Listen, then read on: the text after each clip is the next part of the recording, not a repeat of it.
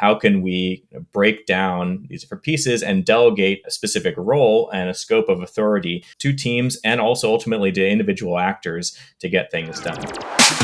Hello friends, Jess here from Seed Club. Welcome to Season 3 of Building at the Edges. We host conversations with the top innovators, thinkers, and builders at the intersection of crypto and community. Today, I'm really excited to bring you a conversation with David Ehrlichman, who is a co-founder at Hats Protocol.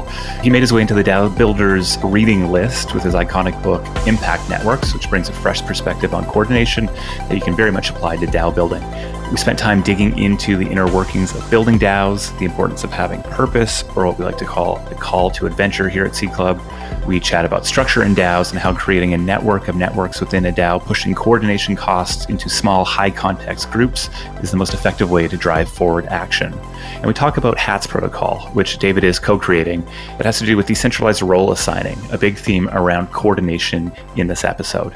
This is a great conversation. David's obviously a deep thinker about building networks, something that I know all of you care a lot about.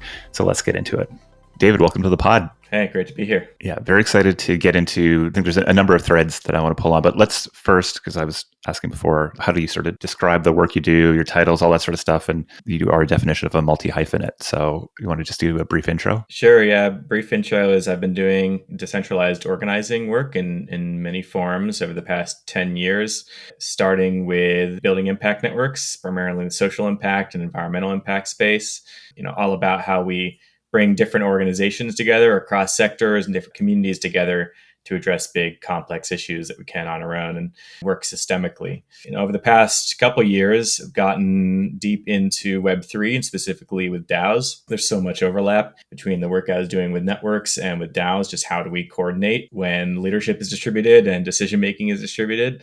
And so from that, I've recently a co-founder of Hats Protocol, and that's all about a role and authority delegation for DAOs and other decentralized organizations. That brings me here. Amazing. So, you wrote a book that I think is included in most reading lists for folks that are interested in DAOs, which I think is wonderful. But also, I think as you're sharing, you're coming at this from not a Web3 first lens. You're seeing some gaps, some opportunity in the broader way of coordinating human activity towards important endeavors. What was the core thesis of that book, and why did you feel so important to write it? Yeah, it's interesting. When I was actually doing the deep writing of the book, I was only aware of DAOs at a high level. I wasn't intimately involved with them. And so actually, I don't reference DAOs in the book.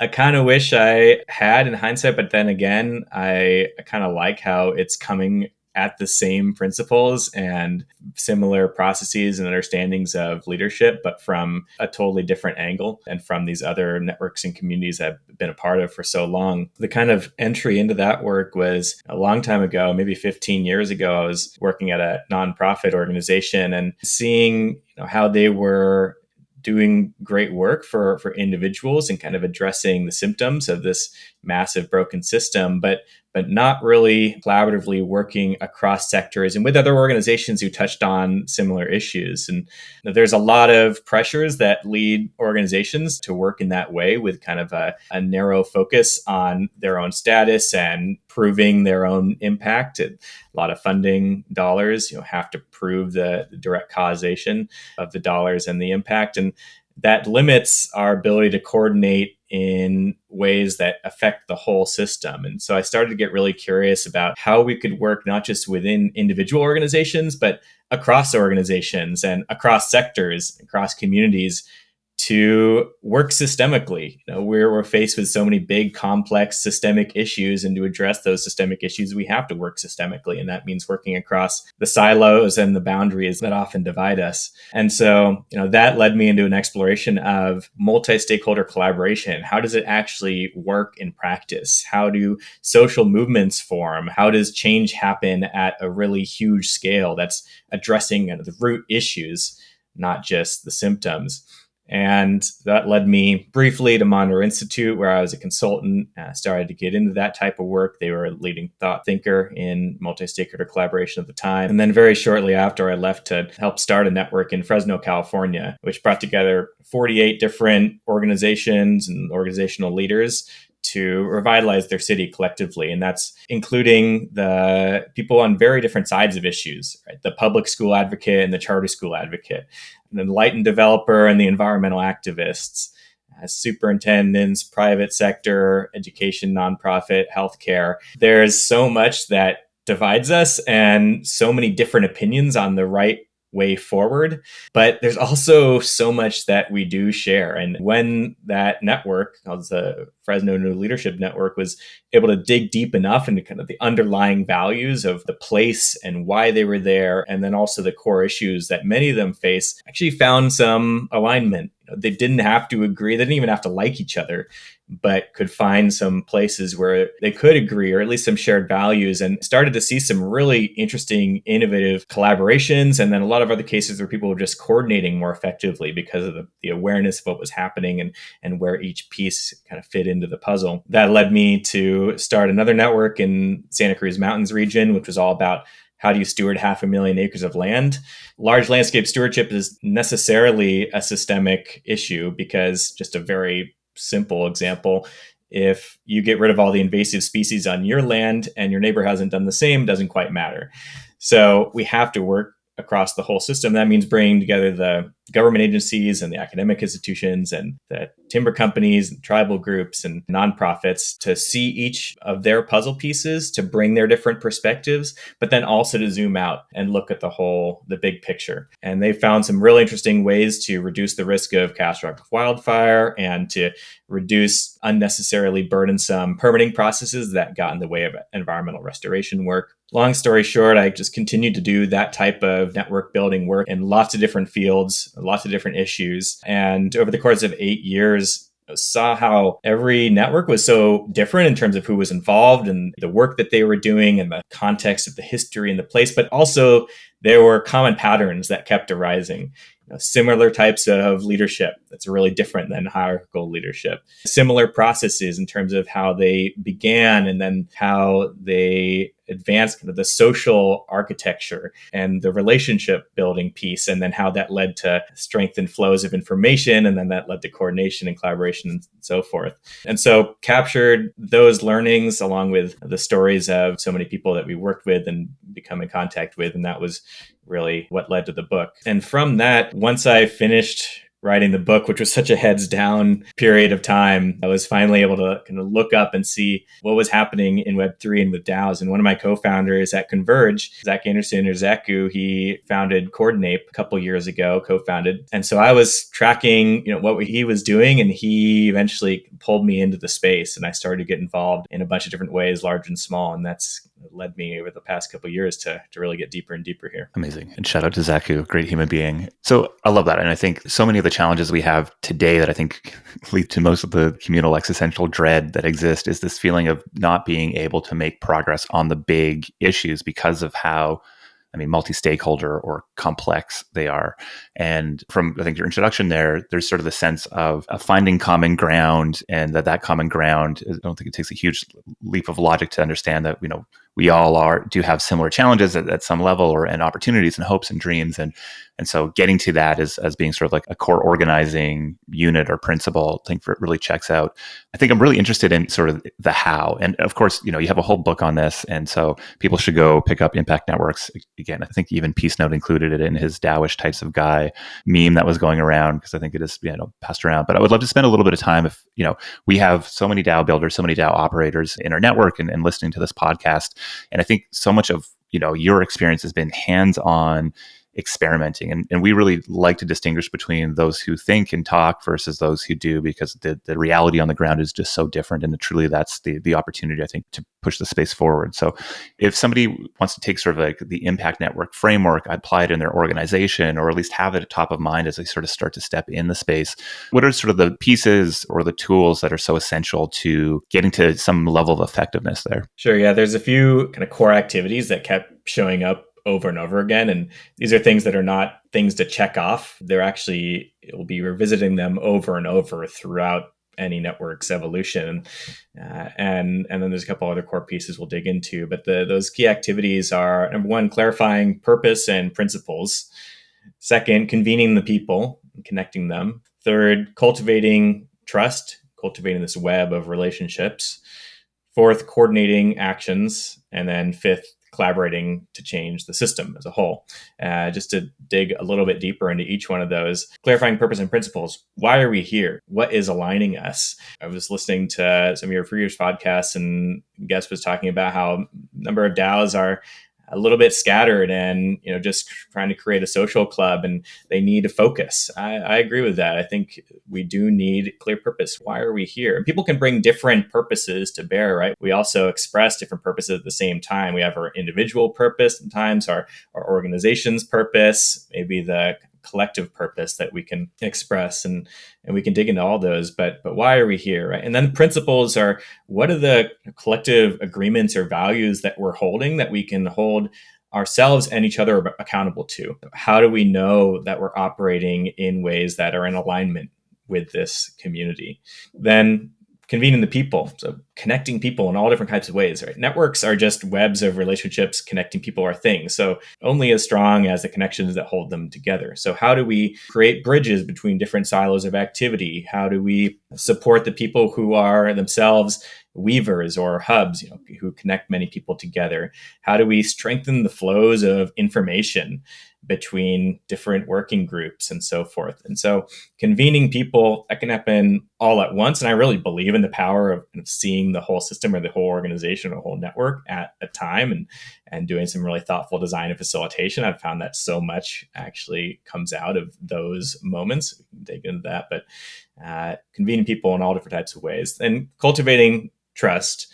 And that's not so that we like each other or agree with each other. We actually don't need to like each other to be able to work together. Sometimes that just makes people relax, right? This is not a kumbaya DAO. This is, how do we build enough shared understanding and mutual respect so that we can continue engaging with one another even when we disagree and run into conflict? Because inevitably, when we try to work with other people are really complex. We have different perspectives. We're going to run into conflict. If we don't, then you're not digging deep enough, I think. How do we build enough of a shared understanding of each other's perspectives and background and stories so that we can hang in there long enough, hold the tension through those disagreements until you can either find a slice of common ground where you do agree and you can work together on that thing, or at least you have new openness to different perspectives and a new openness and willing to share your own honest feelings. And then coordinating actions. And that's really like understanding what is happening. I think a lot of the challenges DAOs face today is just lack of clarity around who's doing what and what is happening and who's responsible for which pieces. So how do we just have a better understanding of what's already happening so that we can coordinate our role in that larger system? And then there's really simple ways that we can just connect the dots with one another to share gives and gets or needs and offers. Across larger ecosystems like the networks I was helping to build, so often these different organizations would come together and they wouldn't even really know what each other was working on exactly. They would only know at a very high level. And when it came down to it, we actually just created really simple opportunities for people to say, here's something I'm working on and a request I have is X. Immediately around the room, others would raise their hand and be like, oh, I can help with that, or we've done something similar, or I can connect you with the right person, right? So coordinating the resources across the system and then collaborating to affect the whole system. And that's really our collective sense making. I think this is one thing that networks can do really well and DAOs can potentially do really well when engaging large numbers of people. It's hard to get large numbers of people to kind of consistently execute on things together, but they have a huge potential for tapping into the collective intelligence of the group, because we're all coming to these problems with our unique perspectives and from our own angles. Nobody can really see and hold the whole picture all at once. And so how do we bring those different perspectives together or different puzzle pieces together to see the whole system? And then from that, we can do some collective systems thinking or analysis to identify where are the key leverage points here, the places where if we collectively pushed, or at least a subset of us pushed on this piece of it, it would really have profound impacts across the whole system or the bigger problem that we're facing. And then how do we put in just enough structure, the right level of structure, then to go execute on that? right? So we can get into structure in a bit, but those are some of the key activities. I love it. I just have the sense of the depth of which you are hanging out with this content and these concepts on so many levels. And I'm sure you've been asked that a million times. What are these points? So yeah, I see so much commonality. I think about my experience in the space was one, like we didn't set out to build DAOs or to build a DAO accelerator. That word wasn't the popular vernacular there, even though this has been my long-term fascination with Web3. It's the reason I got into it in the first place.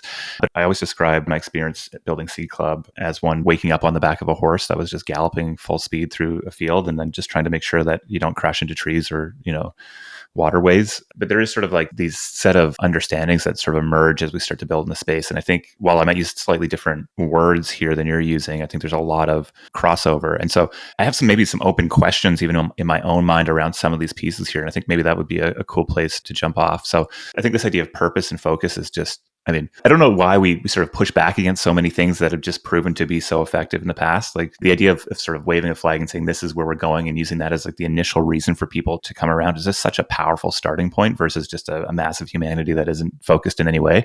And, I think making progress in anything is about consistently getting more and more effective and more focused and probably in more and more different ways. And so it just gets more complicated, not easier. So, we use this term call to adventure as a way of sort of both signifying the importance of that direction and also the different mindset or reason why somebody might join this, right? A mission or building a product is one thing, but being a part of this thing, a movement, it sort of feels meaningfully different. So I think there's, just underlining the importance of that. And I think many folks who are building DAOs that maybe haven't been able to clearly articulate that effectively, and it is challenging, like in surprising ways, are sort of feeling that need to kind of get there right now. So I guess my question around that is for those folks that are either maybe just starting out or who are a few further steps down the line and maybe feel like they haven't clearly articulated that purpose. How do you get there? Is that something that needs to be sort of, one person says, this is where we're going, come follow me? Is there like a group consensus process that you've seen work around that? How do people get that level of clarity? For sure. I think of it kind of in concentric circles, first of all, in terms of gathering people. Sometimes an insight does come to an individual or a small group or a single organization, and that can be the inspiration to catalyze a network or to bring people together for the first time.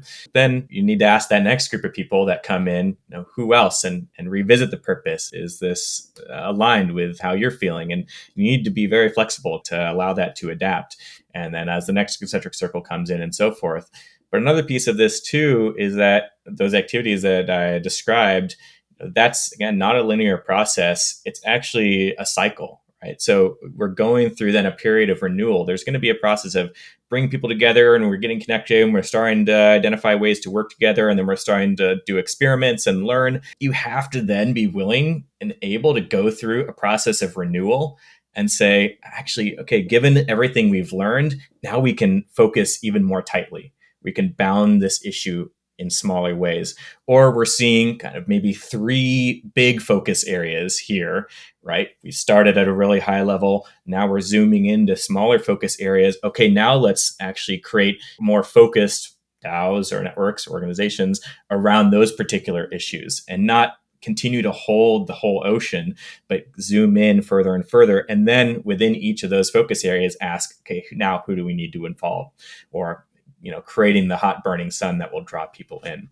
So it's really that continual process of renewal, I think. It's such an important point to underline because one of the things I see in many new builders is this belief that you need to embed so much token models or just, the broader mission that an organization might have and sort of getting super clear and embedding that deep in the organization and being, inflexible. We talk about immutability of blockchains. And I think that sort of that line of thinking filters down into these organizations. And yet, as any builder in the space will sort of recognize, like it's moving so fast. The world that we had 6 months ago is not the world we live in today, not only in sort of the sentiment, but also in the tools and the mechanisms. And I think there's just such a premium that should be put on that, what I would call optionality, across the board, right? And so whether that's through the adventure people are on, though I think what you're describing is like there's sort of this consistently large direction that's enough to coalesce people in the first place, but that the flexibility needs to live as that insight and progress and understanding starts to emerge. But that also kind of chunks down into how you're structuring your token model or your governance structure, et cetera. There's just this, I think we need to really encourage and highlight a willingness to continue to renew and evolve these things.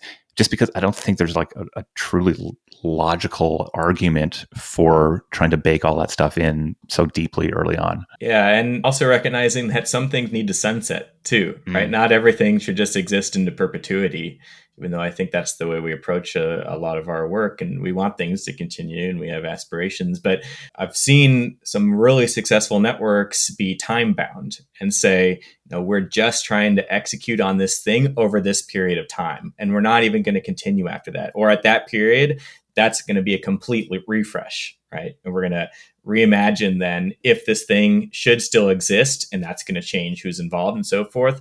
And if not, then great. We've gathered our learnings, we've shared those throughout the ecosystem, and we can check that off. That was a win. So how do we build in this natural decay in this cycle of seasons? We talk about seasons and DAOs, and those are just periods of time when people are doing work. But what is actually the winter? It's the time to go fallow and the time to really go back to the ground and then build up again. I think we need to be willing to do that. Yeah, I love that. I think seasons is just such an effective mental model for thinking about organizing effort, and it just has a great deep root in how we live our lives in many ways.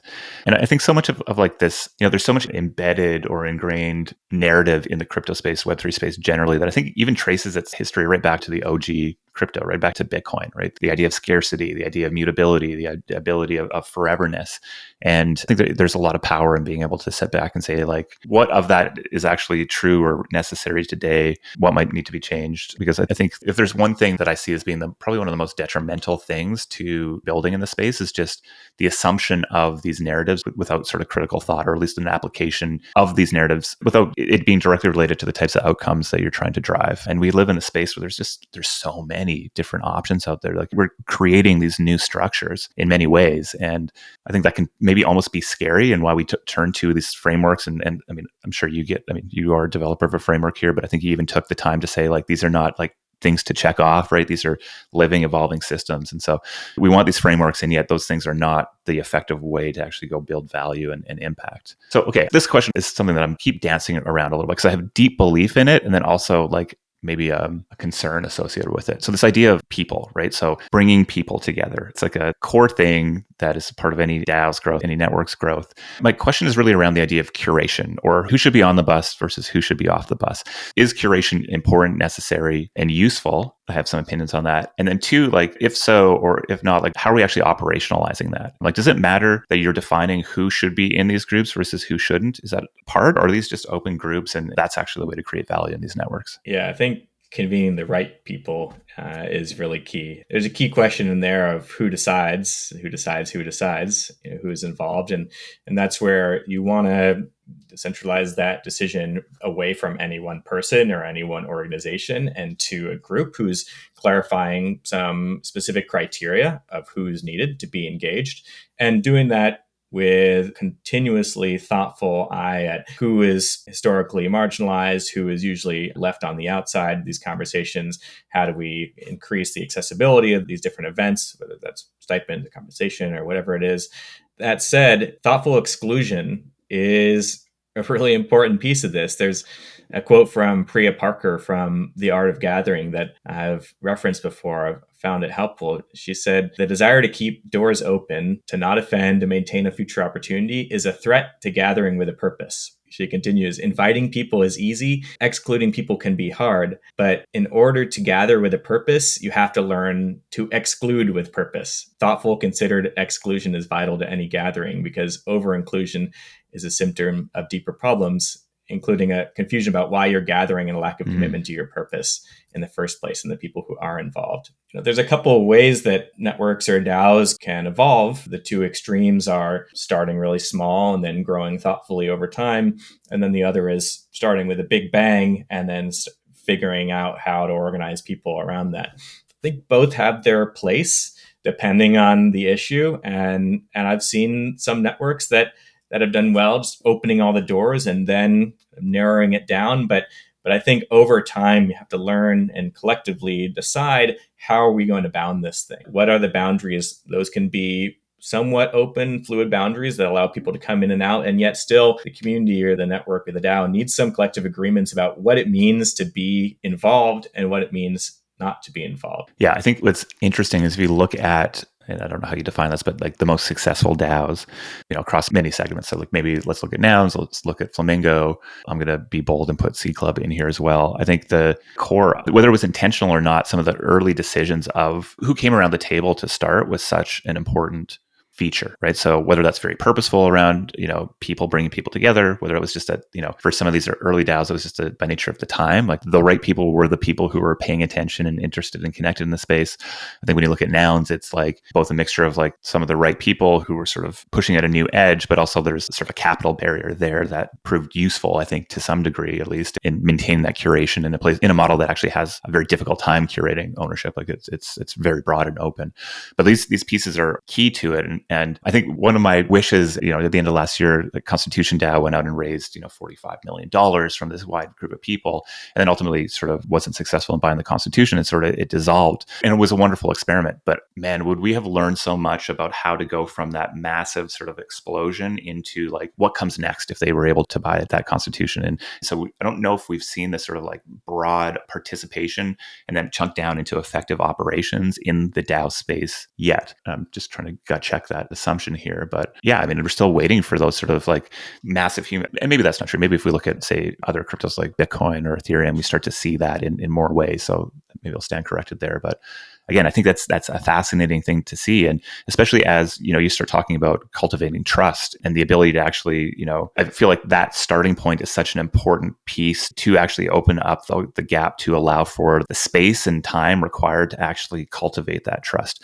So maybe if we sort of move into that, like whether there's DAOs that are newly forming, or maybe some DAOs are going through some challenges in their organizations, like what are some of the ways that you would recommend teams think about being purposeful about cultivating trust? Yeah, and just continuing from your previous exploration there's maybe an example from the environmental space that's useful, where there's a network in California called the California Landscape Stewardship Network, and it's a statewide network that's advancing kind of statewide issues related to large landscape conservation. They recognize that there's so many smaller, more focused local issues that are also present. And so within that larger network, there's actually 30 different smaller sub networks that are focused on specific places, specific parts of the ecosystem.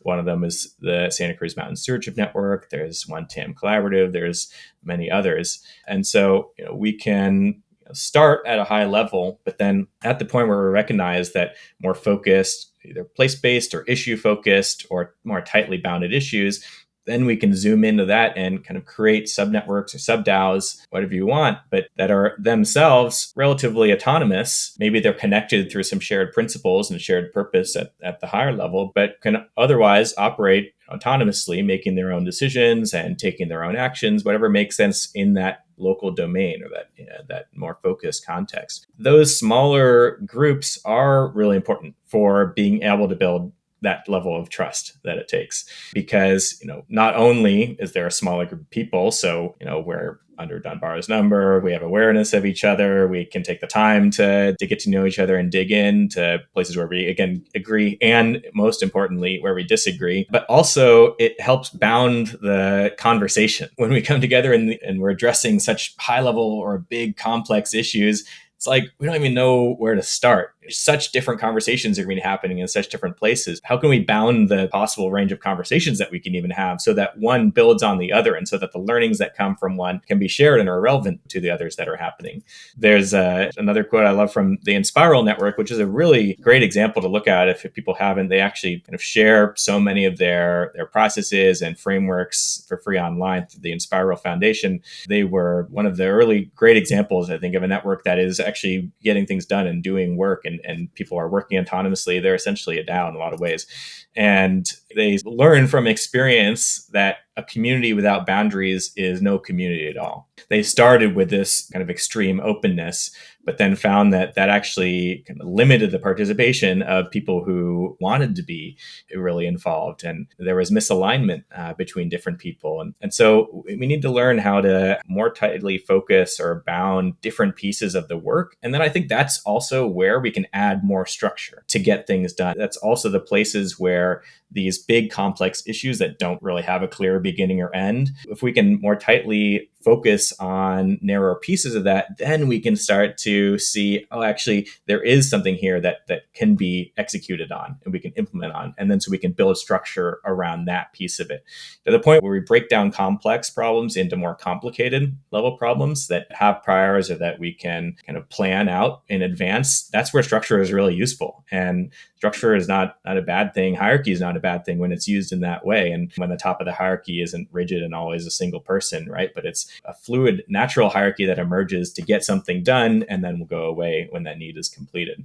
So I think we can start at larger networks at the big level, at the higher level, but then as we focus into specific things to execute on, we can add more layers of structure. And also within that, it will help build trust as people work together as well. Yeah, I think that's, again, when you look out at the space and how sort of these organizations are actually structuring themselves, there is that pull and a demand for more structure to be able to, like, how do you know what to focus on? How do you know if you're actually achieving something? These are, for anybody who's contributing to one of these organizations, if you don't have an understanding of the structure and the power that kind of exists in that organization, it's very, very difficult to actually figure out how to participate and whether you're participating in a way that actually creates value. And so I think we really should be looking at these DAOs as in the way that you're framing it here, right? Which is a broader network that is aligning us towards a purpose or big, an adventure.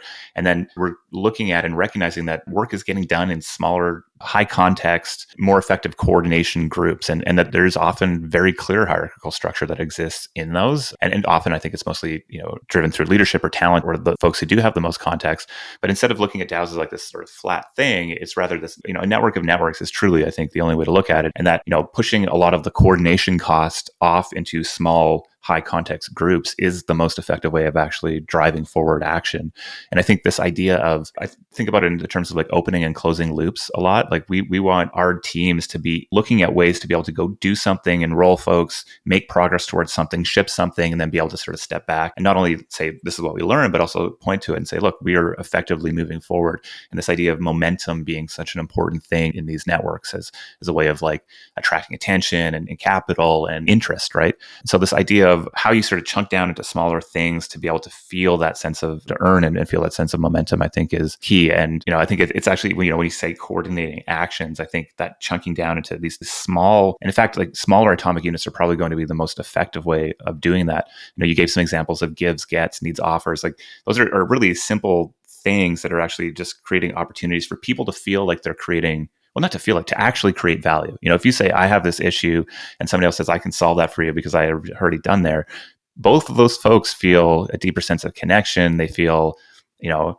a sense of value creation. And I think that's the thing that's actually missing from so many of these DAOs right now, is that the easy and accessible ways to participate in these organizations are often the lowest value ways. So here's a bounty, go retweet this, go share this, go add your thought to this. And really what we want is, as individuals, I believe, is to feel like we're actually contributing something of value to it. And so being purposeful about designing those ways where people contribute to value, I think is just an absolutely essential piece. And this is where I think we need to introduce roles more intentionally in DAOs and delegate not just down to small groups, but down to the level of the individual. Because ultimately we live our lives as individuals, even though we're in these social contexts. And ultimately how work gets done is people moving work forward. Yes, we work in teams and we can plan out and think what we're going to do in teams and in groups, but we also need to delegate decision-making and authority down to the level of the individual actor. It empowers people to feel like they have something to contribute. And with the clarity of what's my role, what's my responsibility here, what am I holding, and allowing people to make decisions without having to go through the collective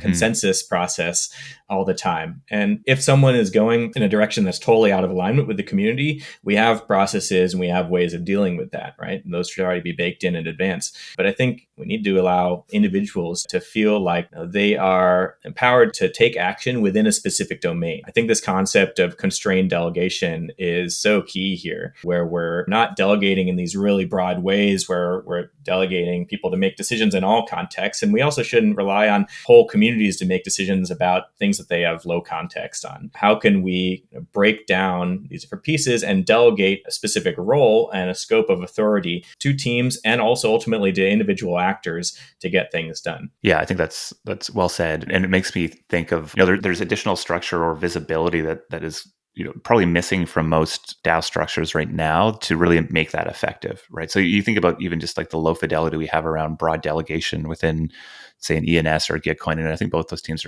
have some measures around who a good delegate is, or at least a way of sort of highlighting that. But when you get down into individual roles, the idea of how and where decisions are being made and the ability to sort of measure that impact becomes, I think, really important. So that sort of topic gets me excited because there's very clearly an opportunity there, and there's very clearly a missing tool set from that. Like, we cannot go do that effectively right now because making the information clear enough to the broader participant group is actually a big challenge. And I think this idea that I think the Metropolis team and some of the Gitcoin folks are talking about, from moving from socialware to trustware or to hyperstructure, I think is a really helpful framing. And I think what you're talking about there is sort of this, and I guess where I sort of stand out is I think it's always going to be a mixture, at least of socialware and trustware. And it sounds like the sort of, more specific domain delegation is actually a recognition of that, right? That there's both this on-chain mechanism where we can sort of remove a bunch of the trust or the social capital that's required to get something done in an organization,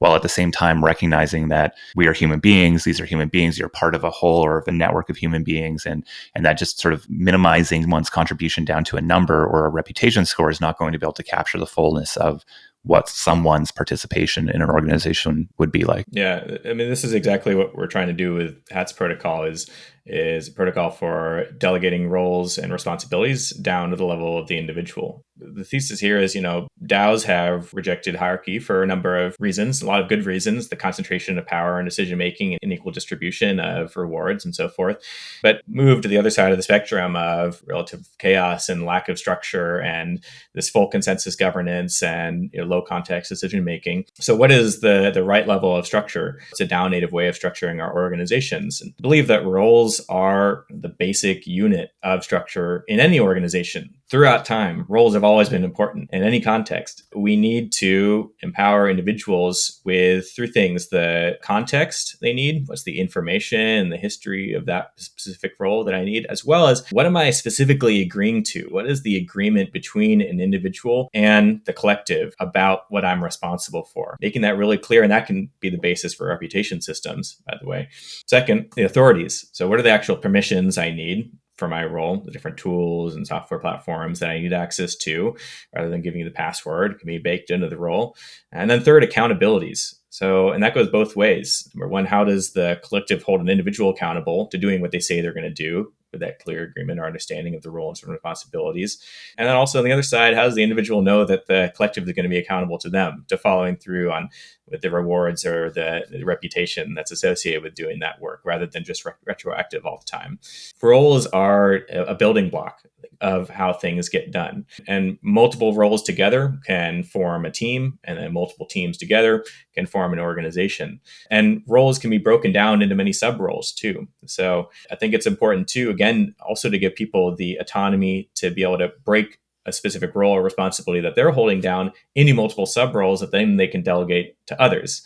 The organization as a whole, or the DAO as a whole, always holds the ultimate power and authority.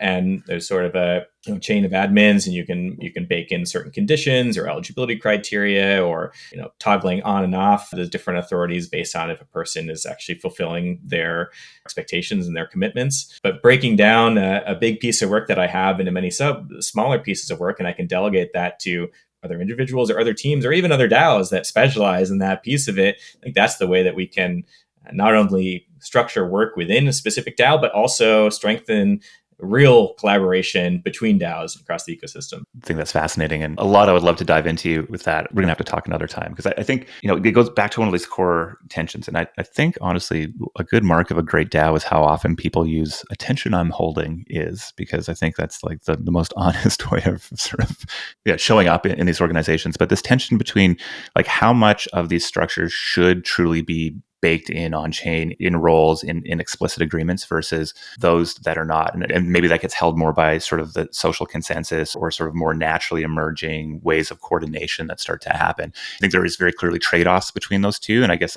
let's say on one side is this Nouns DAO model, where the DAO is purely allocating resources, and those teams coordinate and spend those resources how they want. And I think that the thinking there is that it's simple enough and it will work well enough of the time that will actually lead to great great outcomes. And then I think on the other side is maybe something towards what you're building with Hats, or there's like a lot more clear working agreements and structures and roles, and more of that is sort of baked into the governance. And with that comes, I think, actually an increased organization building challenge and operational challenge. Like you have to get those things right. Like the job of building the DAO becomes building the DAO alongside all the other things you're building as well. I think in the terms of the sort of socialware to trustware, like what becomes more scalable long term and more effective long term. And I almost just kind of look at them as like two really interesting experiments that are being run right now. I think we very much live in more of the social structure world right now. And I don't know if that is because we don't have the tools to do it. I think that's probably part of it. But I also wonder if it's just like, is it just a more effective way to build something early on? But then my counter to that is like, if blockchains are about social scalability, which is ultimately what I believe they are, like there's some upper limit. And if we look at sort of the evolution of human beings, we've sort of created institutions to allow for us to actually scale our coordination or impact and deal with some of these other things. So yeah, it's probably not one or the other. I wonder if it's more of like an evolution between the two. I think that whole exploration space is just fascinating. One thing I'll say about that is I think structures need to evolve as needed. Like what's the minimum viable structure at any time, and how can we allow structure to be co-created rather than dictated? That we see hierarchical structures as dictated, and they're fairly rigid and decided by a small number of people, and then it's passed down. But how can we start with sort of a basic unit of structure? And the Nouns DAO example is a good one, where they delegated to teams, and then those teams should have the ability to then delegate further down based on what's needed for them. That's how Hats is intended to be used, is started at a minimum viable structure and then allow the individual people who are wearing hats to then delegate the roles and responsibilities down further down the stack. It's really kind of both top down and bottom up and kind of co-created. And then as those structures aren't needed anymore, they'll fade away. And as new structures are needed, those will arise. So really trying to match structure fit for purpose, right? So that form follows function. Yeah, I love it. A couple other questions I want to make sure we get to here. I'm really curious about the idea of leadership in these networks. The sense I'm getting from our conversation is that it's both meaningfully different than, say, running a company or maybe what many of us have grown up in, but also that there's a lot of lessons to learn from how we've done things traditionally. So what is your advice, or how should we conceptualize leadership in impact networks? I love this question because I really is my strong belief that leadership always matters. It's just a different really form of leadership than we see in hierarchical environments. Right? So rather than defining rigid structures and rules ahead of time, like we were just talking about with hierarchical structures, it's really about nurturing that culture of connection and communication and coordination so that the community can discover the structures that are needed together and then actually helping put those into place. Instead of command and control, it's seeking to create a connect and collaborate. Kind of a metaphor I use sometimes is a gardener. You can't tell the plants exactly how to grow or exactly what speed they should grow. You don't even know exactly what the plants are going to look like and how they're going to mesh together and interact with the soil and all of that. But we can prepare the soil. We can make sure to water the garden. We can make sure we have pollinators, and we can provide trellises, kind of just enough structure at the time it's needed for the plants to hang on to and grow. And so rather than telling people what to do, how can we foster self-organization and support people to discover what they can and want to do together? And I've just seen over and over again that network leaders, this type of role, it's so often what makes the difference. But the best ones are usually so under-recognized because they're often so humble, so quick to share the credit, often behind the scenes, that we don't recognize them or usually resource them in the way that I think we should. There are people who sometimes get these efforts started and are the catalysts. There's a few different roles that I see show up in this type of leadership. One is catalyzing, to bring people together for the first time, or catalyzing a new conversation or a new working group or whatever it is. Second is facilitation. So that when people are together, how do we bring those different perspectives into some fluid or aligned understanding and create coherence out of chaos? The third is weaving, actually intentionally connecting people together, seeing where there are gaps in the relational structure, where we can create stronger bridges and information flows between different groups, different parts of the system. And then another role is coordination, which is a lot of the back of the house. What's the enabling infrastructure, the just enough infrastructure we need to support this work? Most importantly, and lastly, these leaders, they demonstrate an incredible amount of care for the network or for the DAO, and they take responsibility to nurture its growth and consistently anticipate its needs and challenges, but they're also sharing that responsibility completely with others. Yeah, I love that. I think like the garden example is so useful. There's almost this, so my father's a gardener and he's got the most amazing garden. That garden is amazing, both because of the ecosystem that has been developed, the soils and all these pieces you're talking about, but also because of his care and focus and effort and decision-making.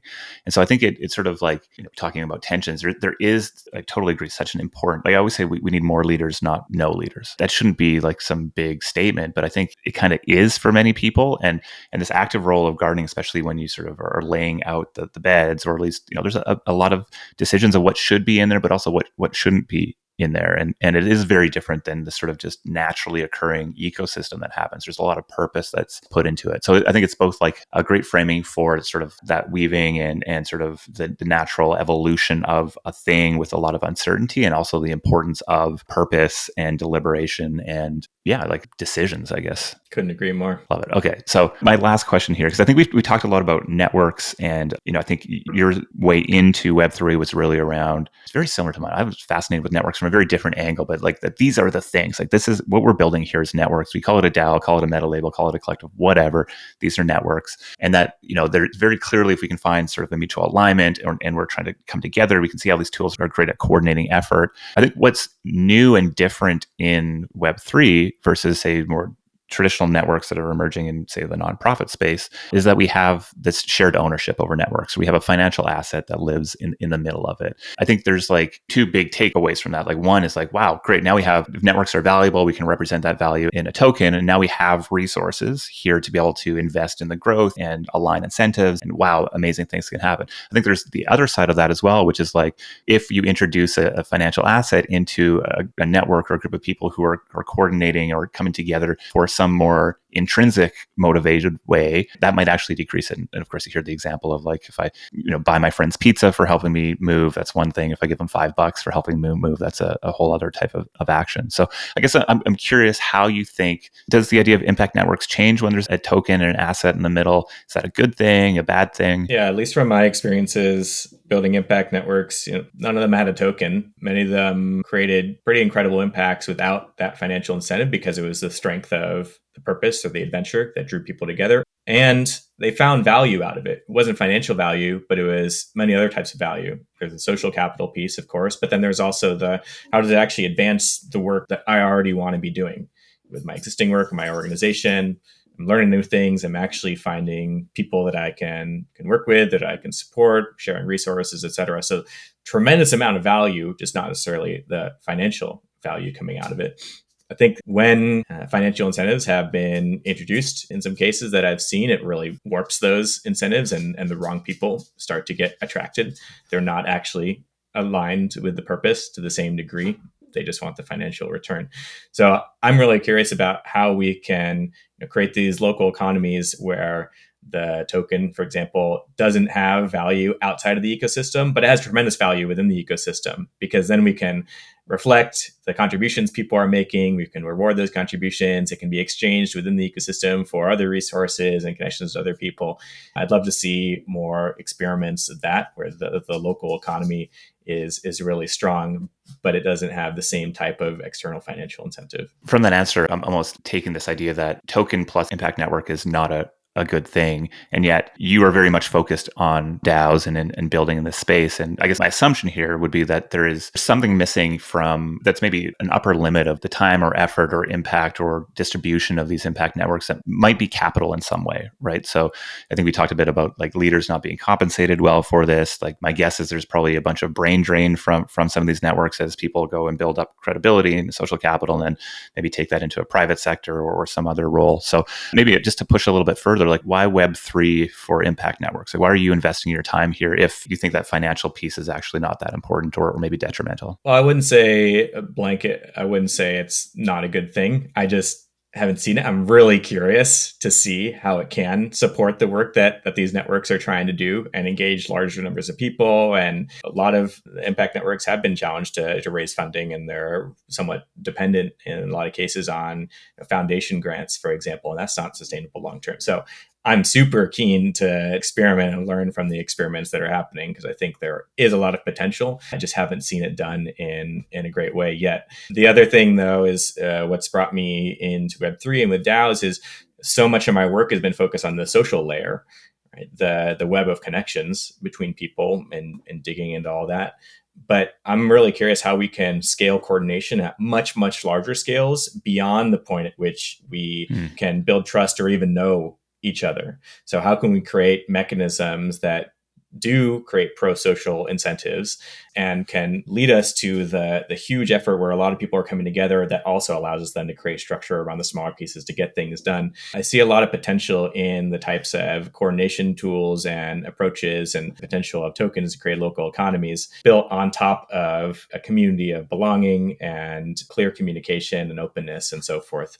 So the trust layer and the social layer together. I love it. I felt like I needed to push you on that. And I think that's a phenomenal answer. And I think just, again, it expands we've come through this moment of intense speculation that, crypto is very well known for and will exist again. But I think like the place where I have deep conviction and really where I just feel so excited about the work that's being done here is below that and always has been below that. It's the people who are showing up, who are brilliant, who are investing their heartbeats in a very long-term vision, one that doesn't exist for 6-month market cycles. And I deeply believe that compounding value over time is going to be far greater than any of the short-term value that is like mostly incentivized right now.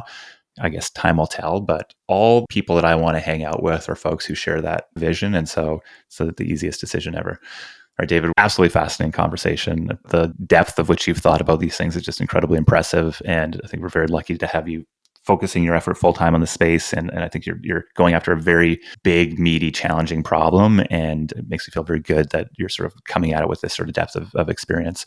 Before we go, where should we be directing people? Where can people find you on the internet, find Hats? Is there a call to action? Yeah, thank you for that. I appreciate that. I feel the same way about you.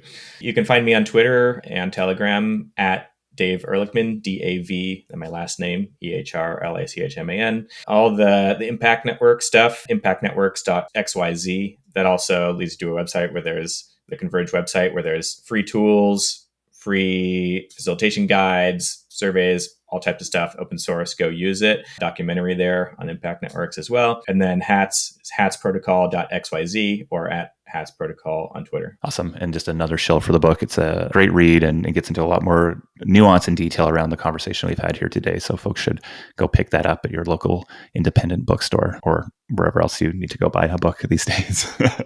Dave, appreciate it, man. We'll see you on the internet. All right, cheers. Hello, friends. Steph here, Media Team Steward at C Club. If you like this episode, please subscribe, rate, and review Building at the Edges. This helps other Web3 builders discover these valuable insights. And tell us what you think on Twitter. Tag us at @CClubHQ. Thanks for listening. See you on the internet.